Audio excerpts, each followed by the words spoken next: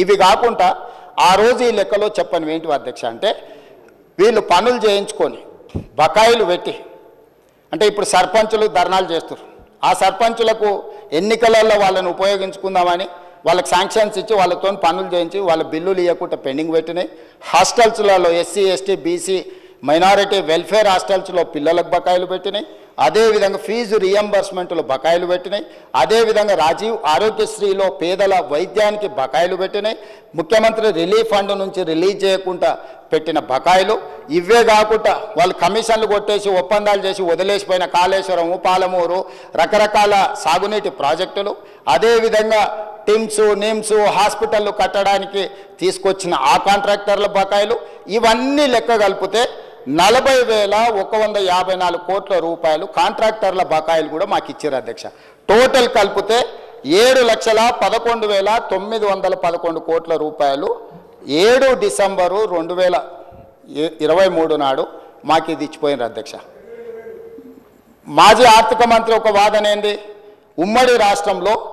72,000 కోట్ల రూపాయలు అదేవిధంగా కార్పొరేషన్స్కి ఒక 11,000 కోట్ల రూపాయలు కౌంటర్ గ్యారెంటీలు ఉన్నాయి ఈ 83,000 కోట్లు 84,000 కోట్లు మా ఖాతాలో రాయొద్దు అన్నాడు అదే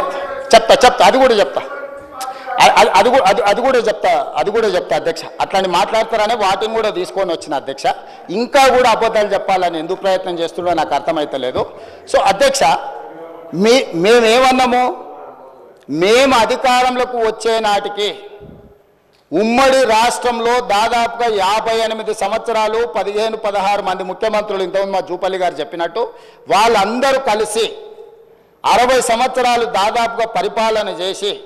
16 మంది ముఖ్యమంత్రులు కలిసి చేసిన అప్పు 72,000 కోట్లయితే ఒక వ్యక్తి ఒక్క కుటుంబము ఒక్క పార్టీ 9.5 సంవత్సరాలు పరిపాలించి 6 లక్షల అంటే ఆ 72,000 కోట్ల ఒకవేళ ఈ 7,11,000 కోట్ల నుంచి ఆ 72,000 కోట్లు తీసేస్తే కూడా అధ్యక్ష 6,40,000 కోట్ల రూపాయలు వీళ్ళు అప్పులు తీసుకొచ్చారు అధ్యక్ష ఇంకా సిగ్గు లేకుంటే మాట్లాడతారేంటి అధ్యక్ష అంటే ఒక్క వ్యక్తి ఒక్క కుటుంబము ఒక్క పార్టీ 9.5 సంవత్సరాలు పరిపాలించడానికి అవకాశం ఇస్తే 6,30,000 కోట్ల రూపాయల అప్పు వాళ్ళు చేస్తే కాంగ్రెస్ పార్టీ పరిపాలించిన 60 ఏళ్ళు తెలుగుదేశం కూడా మా ఖాతాలనే కలిపితే 16 మంది ముఖ్యమంత్రులు కలిసి చేసిన అప్పు ఎంత అధ్యక్ష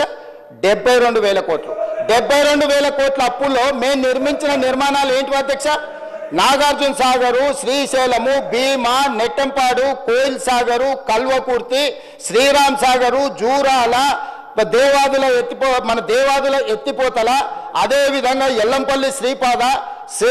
ప్రాణహిత చేవెళ్లలో అప్పటికే 10-12,000 కోట్ల రూపాయలు ఖర్చు పెట్టి ఇవే కాకుండా హైదరాబాద్కు గోదావరి కృష్ణానది జలాలు ఔటర్ రింగ్ రోడ్డు అంతర్జాతీయ ఎయిర్పోర్టు మెట్రో రైలు ఐటీ కంపెనీలు ఇట్లా ప్రపంచానికి ఆదర్శంగా నిలబడే విధంగా విశ్వనగరంగా హైదరాబాదును మేము అభివృద్ధి చేసినాం అధ్యక్ష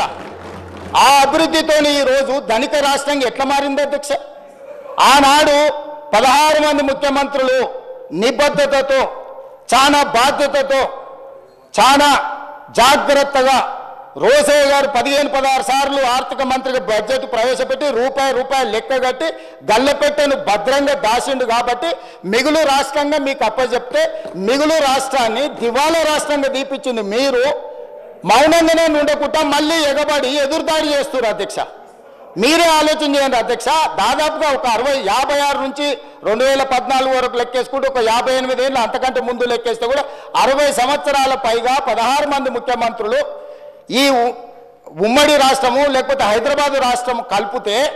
మనకు వచ్చిన అప్పు 72,000 కోట్ల రూపాయలు మనం కట్టిన కండ్ల ముందలు ఉన్నాయి కదా అధ్యక్ష ఎస్ఎల్బిసి టన్నెలు 32 కిలోమీటర్లు ఆ రోజుకే తొవ్వీరు వెంకటరెడ్డి గారు తీసుకొచ్చిన ప్రాజెక్టులు ఇట్లాంటి ప్రాజెక్టులు చాలా వరకు 50%, 60%, 70% దాదాపుగా తెలంగాణలో ఉండే 12-13 వేల గ్రామాలకు వేలాది తండాలకు గూడాలకు కరెంట్ ఇచ్చిండ్రు అధ్యక్ష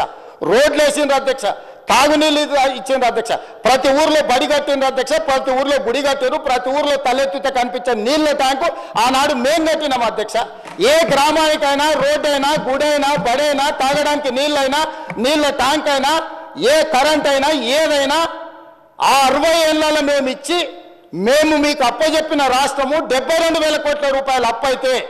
ఏమీ ఇవ్వకుండా మీరు చేసింది ఏంటో 10 ఏళ్లలో కూలేశ్వరం కట్టారు.